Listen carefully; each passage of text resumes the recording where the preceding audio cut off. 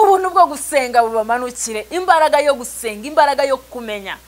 Uzi ko umuntu arimbuka just kubera akantu gato gusa, password imwe gusa wayibewe. Uzarebe urugo ruri bukomere buriya rugira ibanga, igihugu kiri bukomere kigira ibanga, institution izakomera igira ibanga. Nushobora gusanga umuntu akora umugati akawukugaburira akanagupakingira, ariko ntiyaguha ibanga rituma umugati w'uryoha kurusha iy'abandi. N'umuroko ruri bukomere agirana ibanga n'Imana.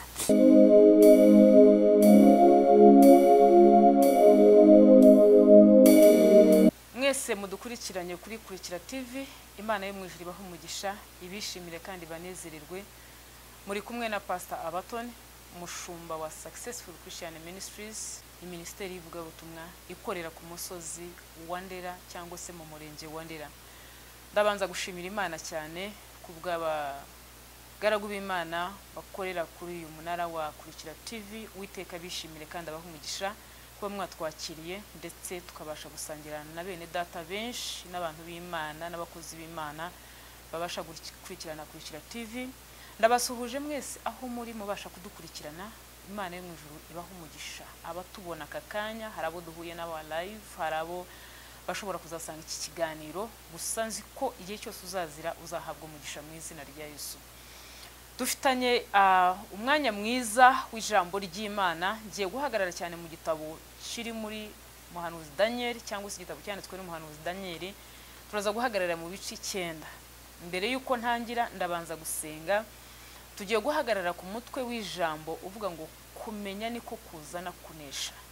Kumenya niko kubyara kunesha. Topic yacu iravuga ngo kumenya nibyo bitera kunesha, nibyo bizana kunesha, nibyo bibyara kunesha.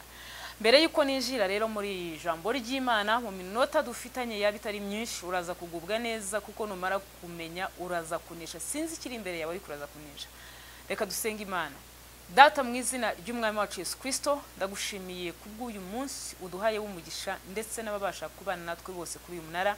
Ubaha umugisha mu izina rya Yesu. Ijambo ryawe Imana rigiye kunyura mu kanwa kacu, umwuka wawe waduhumekeyemo kugira ngo tuvugane n'abera bawe. Wongere ubafashe kumva ibyo tugiye kuvuga kugira ngo babashe kubona kugirirwa neza nawe. Urakoze Mana, ndogo y'imigambi y'umwanzi wose kitari Imana cyose ugihakanye. Urakoze kubikoze mu izina ry'Umwami wacu Yesu Kristo. Amen. Data bishimire abaha umugisha. Reka twumvire hamwe ijambo ry'Imana mu minota itari myinshi. Turi ku topic ivuga ngo kumenya niko gutera kunesha. Ibice 9 mu gitabo cy'umuhanuzi Daniel. Haravuze ngo mu mwaka wa mbere wo ku ngoma ya Dario mwene Ahasuwerusi wo mu rubyaro rw'Abamedi, wimitswe ngo abe umwami w'igihugu cy'Abakarudaya. Muri uwo mwaka wa mbere wo ku ngoma ye, jewe Daniel nasomye ibitabo binsobanurira umubare w'imyaka i Yerusalemu hazamara hashenywe ko ari imyaka 70.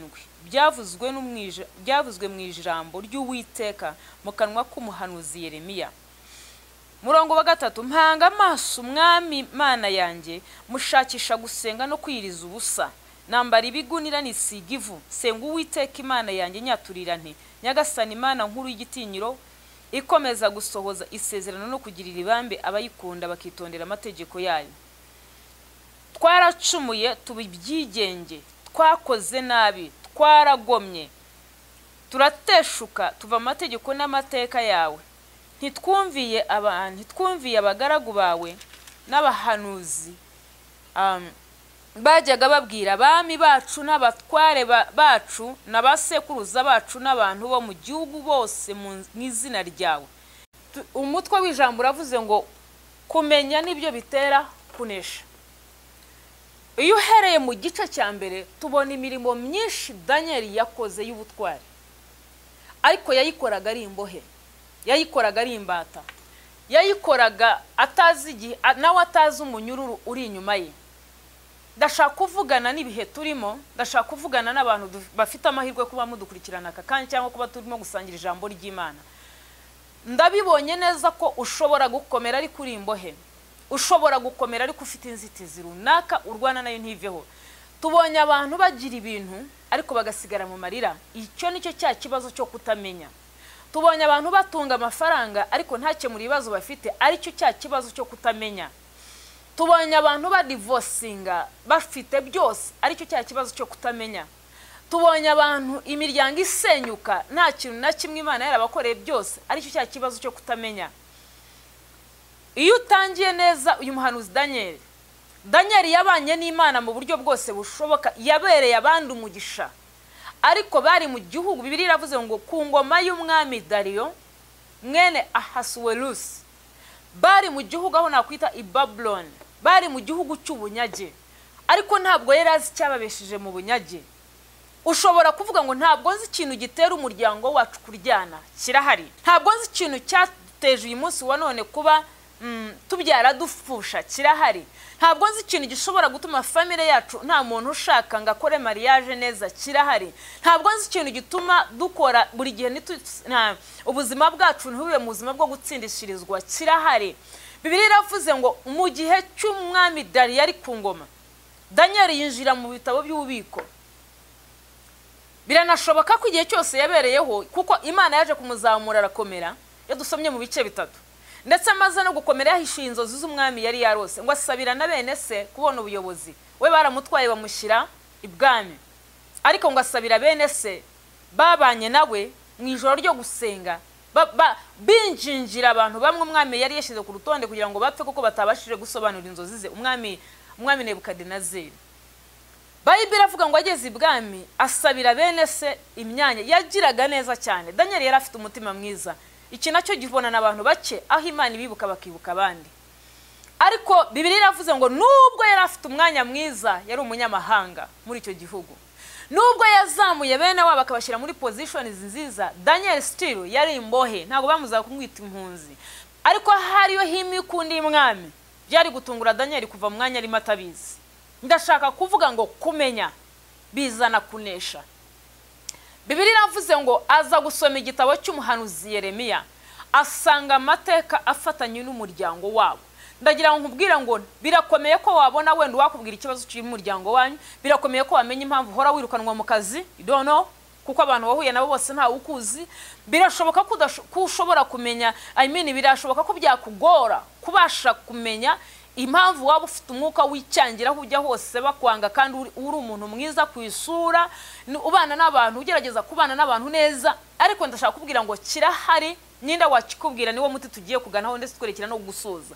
Bibiliya yavuze ngo Daniel warasoma, yinjira mu bubiko bw'ibitabo, asomamo igitabo cy'amateka. Oh my God.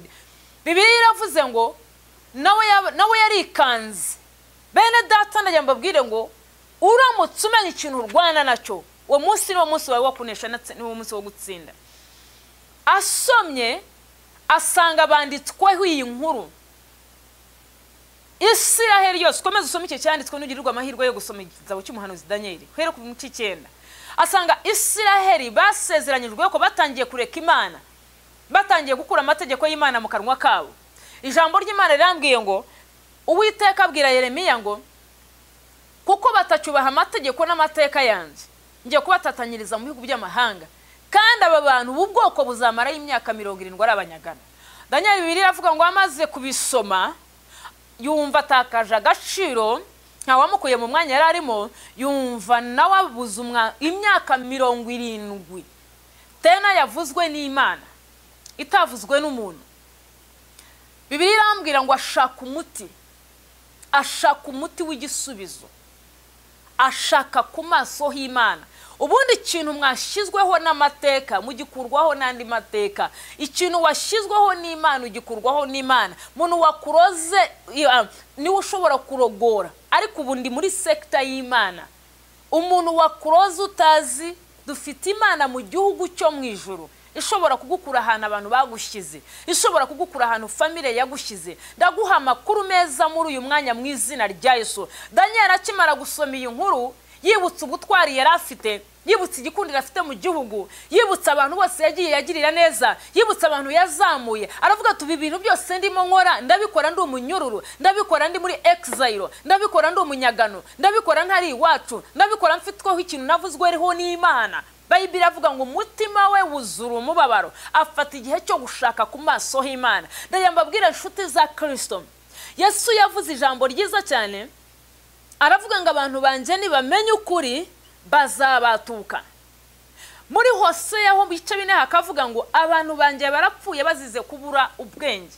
Ugiye kureba ibihe turimo ntago abantu babuze ubwenge, nicyo gihe cy'abantu bafite ubwenge bwinshi, ariko ku Mana ushobora gusanga ari bukeya bwo mu Mana. Ushobora gusanga nubwo bafite ubwenge bwinshi no gusenya ni kwinshi no kubabara ni kwinshi, n'indwara ni nyinshi, n'ibyorezo ni byinshi, ariko uragira ngo nta muti uhari, uragira ngo nta gisubizo gihari. Bibiliya irambwira ngo Daniel afashakisha Imana gusenga no kwiriza ubusa. Tugiye mu buryo bufatika, naka kanyu wakubwira ngo ufite ikibazo runaka ari Imana imuvugishije, ayurede gusenga no kwiriza ubusa, ugira ngo ababishobora ni bangahe kugira ngo basucceeding? Ugira ngo abantu bayoboye ko gusenga no kwiriza ubusa bikuraho imisozi ni bangahe, ariko abashoboye kubikora ni bangahe? Ndaye nkubwira ngo biracyari umuti ku bantu bose badafite umuti w'ikibazo, biracyari igisubizo kugeza na bugingo n'ubu. Yakobo waravuga ngo musenga nabi ntimuhabwe, niyo mpamvu musenga nabi ntimuhabwe. Impamvu kenshi abantu basigaye mu bubata nuko badashobora gukora ubushake bw'Imana. Ariko iyo umuntu akora ubushake bw'Imana bimufasha gusohoka mu kibazo, bimufasha kunesha imibereho harimo, bimufasha guca umuzi niyo waba waravuzwe n'Imana ugashaka ku maso h'Imana. Bibiliya irambwiye ngo Daniel ashaka ku maso h'Imana. Niki cyamufashije? Amaze gusoma aramenya. Bivuga ngo iyo ataza guhura n'iyi nkuru, iyo ataza kumenya ibi, ni kangahe ubwiwe kukoza ibimana yagutabara, ni kangahe ubwiwe gukizwa ku Imana yakurokora, ni kangahe ubwiwe kureka ibyo ukora ku Imana yakugirira neza, ni kangahe Imana ikubwiye ngo sohoka mu bintu uri mukanga, ni kangahe Imana ikubwiye ngo kora ikintu runaka ukanga, ni kangahe umwuka wera gutegetse gusenga nusenge. Ndagira ngo ubwize ukuri inshuti ya Kristo, nta muntu numwe uzi imbere y'Imana ashishikajwe no gushaka ku maso h'Imana yacishije bugufi umutima we ngo arihana. Yabagaho nk'umwere kurikije igikundiro yari afite no kugira neza kwishwa, ariko umuriho nta muntu numwe washobora gucira Daniel urubanza. Ariko umunsi atsindwa n'ibyo base na basekuruza bakoze, nawe yibonye mu cyaha cya base, yibona mu cyaha cy'umuryango we. Bibiliya irambwira ngo Daniel arasenga, yihana ibyaha bya family yabo, yihana ibyaha by'imiryango yabo. Uyu munsi usanga n'umuntu akirirwa akagenda ari wenyine, agakizwa ariko umuryango we ugasigara umukurura, agakizwa ariko ibyo basekuruza bakoze bikabakurura, agakizwa ariko karande zikamukurura, agakizwa ariko kutamenya kukamukurura, agakizwa ariko kutamenya icyo gukora bikamwica. Ndakwifuriza kumenya icyo gukora kugira ngo Imana igutabare mu izina ry'Umwami wacu Yesu Kristo. Mbere yuko nsoza buri muryango unkurikiranya aha, kambwira ngo hari umuti muri Yesu. Mu rubyiruko runkurikiranye, imyaka yanyu ni mitoya, ku buryo utakwiheba kuri age uriho, ku buryo utahagarika ubuzima ku myaka uriho ngo wiyangishe ibiyobyabwenge, wicishe ibiyobyabwenge, utanisha ubuzima bwawe, ushakire ubuzima aho butari. Muri Yesu hari igisubizo, ariko bisaba kuba committed. Birabanza bigusaba imbaraga yo kumenya icyo ushaka. Numara kumenya icyo ushaka ugishakire mu Mana. Mu Mana yacu hari igisubizo cy'ab'imyaka myinshi, hari igisubizo cy'impinja, hari igisubizo cy'abapfakazi, hari igisubizo cy'imfubyi, hari igisubizo cy'abatagira akazi, hari igisubizo cy'abantu bananiwe kandi barushe. Ndakwifuriza kugana Kristo, ndakwifuriza gushaka Imana uciye bugufi, ndakwifuriza kwihana ukihanira n'umuryango wawe, ndakwifuriza gukizwa ukagira umutima wo guhinduka ndetse uhindukiye mu izina ry'Umwami wacu Yesu Kristo. Ndasoza nkubwira ikindi kintu Daniel cyamujeho. Finally ndi monsoza nanone muri Daniel ibice 9:20 nsoza nsenga. Bibiliya iravuze ngo nuko nyivuga nsenga natura ibyaha byanjye n'iby'ubwoko bwanjye bwa Isiraheli, nyivuga nyinginga ubuntu bwo gusenga bubamanukire, imbaraga yo gusenga, imbaraga yo kumenya. Uzi ko umuntu arimbuka just kubera akantu gato gusa, password imwe gusa wayibewe. Uzarebe urugo ruri bukomere buriya rugira ibanga, igihugu kiri bukomere kigira ibanga, institution izakomera igira ibanga. Nushobora gusanga umuntu akora umugati akawukugaburira akanagupakingira, ariko ntiyaguha ibanga rituma umugati w'uryoha kurusha iy'abandi. N'umurokore uri bukomere agirana ibanga n'Imana. Bibiliya iravuze ngo nuko nyivuga nsenga natura ibyaha byanjye n'iby'ubwoko bwanjye bwa Isiraheli, kandi ntakambira Uwiteka Imana yanjye kubw'umusozi wera w'Imana yanjye, ngikomeje gusenga. Ntabwo yarekeye until wambaza ngo pastor urashaka kumbwira ko tudasenga. Ndakwashuwaringa kusenga ari kuva yutaratabarwa. Aravuze ngo ngikomeza gusenga, uwo icyo ni igisubizo, ngikomeje gusenga. From that very day, akimara kumenya ko ari imbata, akimara kumenya ko bari muri exile, akimara kumenya ko nubwo bakomeye ari impunzi, afata igihe cyo gushaka ku maso h'Imana. Ntabwo yaraye ijoro rimwe ngaveyo, ntabwo yaraye amajoro ngaveyo, aza ngo ngikomeje gusenga. Umva icyo yabwiwe, ngikomeje gusenga. Umugabo Gabriel nabonaga ngitangira kwerekwa, aratumwa, maze aragaruka aza nimugoroba igihe cyo gutamba igitambo cya nimugoroba cyenda kugera. Ankoraho murongo 22 arambwira nyigisha ati, Daniel, uzanywe no kukungura ubwenge bwawe. Ugitangira kwinginga haje ijambo, kandi nzanywe no kuri kubwira, kuko ukundwa cyane. Nuko iryo jambo uritekereze cyane, umenye n'ibyo weretswe. First, igisubizo cya mbere yabonye, Imana yamwunguye ubwenge. Ubu kucyuri cyuyu munsi bakunguye ubwenge ugira ngo ntiwabona igisubizo cy'ucyo ushaka. Ndashaka gusoza nkubwira ngo Imana yacu iyo tuyishaka turayibona. Imana yacu iyo tumenye ibyo yavuze, iyo tumenye turatabarwa. Nakubwiye ngo kumenya niko gutuma umuntu yaguka, kumenya niko gutuma umuntu abohoka. Daniel yari afite kugira neza kwinshi, ariko hari ubwenge atari afite, kuko ubwenge ni Kristo. Hari icyo atari yarashyikiriye. Gabriel yamanutse papasire kuva mu ijuru, kuko Daniel atigeze ahagarika gusenga.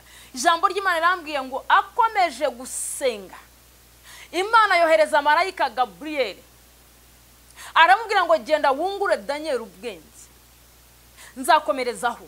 Ndashaka kubwira ngo ikintu cya mbere yakiriye kugira ubwenge, kongerwa ubwenge no kumenya. Bibiliya yibivuga neza, iz'icyongereza zibivuga neza cyane.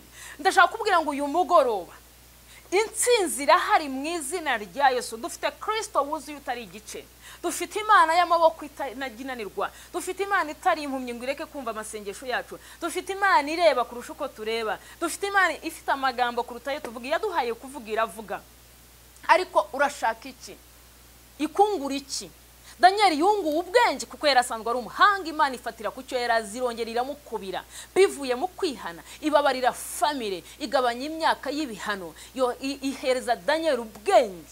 Yambwira ngo uyu mugoroba, iki gihe, isaha umurikiraniyeho iyo ari yo yose, data agiye kuguha umugisha mu izina rya Yesu. Ndahanurira buri family inkurikiranye, amarira yawe igihe kirekire sinyazi, ariko kugeza aka kanya ukimara kumvira ijambo, Imana iguha icyo umutima wawe ushaka. Ugishakishe kubaha Imana no gusenga, ugishakishe gucira bugufi Uwiteka Imana yawe. Imana irakubohora kandi irakiguha mu izina rya Yesu. Uri wese unkurikiranye aka kanya, ndamubwira ngo Imana igiye kukubera umugisha, Imana igiye kukubera papa wari imfubye, Imana igiye kugukenyeza wa mupfakazi we, Imana igiye gukenyurira abanyamaboko ikwambike mu izina rya Yesu. Wa musore unyumva aka kanya, niwongera kwiyahuza urugomo n'ibiyobyabwenge, Umwami Imana agiye kukungura ubwenge, uhabwa icyo gukora. Kumenya niko kuduha kwaguka, kumenya niko kuduha ubwenge, kumenya niko kuzana ibyiza, kumenya niko gutera ibyiringiro, kumenya niko kwagura imbago, kumenya niko kubanisha n'abantu. Muri aka kanya buri cyari kikuyobeye mu buzima, buri cyari kimareye nk'umusozi,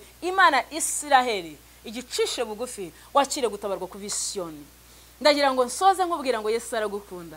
Ndagira ngo nsoze nkubwira ngo turagukunda, turakwifuriza amahoro y'Imana. Guhereye umunsi icyo ushaka kumenya sinkizi, icyo ushaka kugeraho sinkizi, ariko buri gitekerezo cyose ufite ni cyiza. Ariko kugira ngo gishobore kuvayo kibyara umusaruro, egera Uwiteka Imana yawe, senga, egera abagaragu b'Imana. Imana mu ijuru baho umugisha. Uyu ni Pastor Batoni muri kumwe. Amakuru menshi niyo dukeneraho, ngira ngo kurikira TV izabafasha, ariko natwe ubwacu ugiye ku YouTube yacu yadusangaho. Beyond that, Imana ibafiteho umugambi mwiza, tuzakomeza guhura kenshi kandi mu gihe cyiza kandi mu gihe gikwiriye. Reka nsenge ntandukana namwe. Data wo mu ijuru abaho umugisha, aho uri hose, aho wicaye hose, aho dukurikiranira hose, ubuzima bwawe ntibusigare nk'uko bwari bumeze. Hanuye nk'umugaragu w'Imana, Imana igukure kuri iyo level igushyire ku yindi.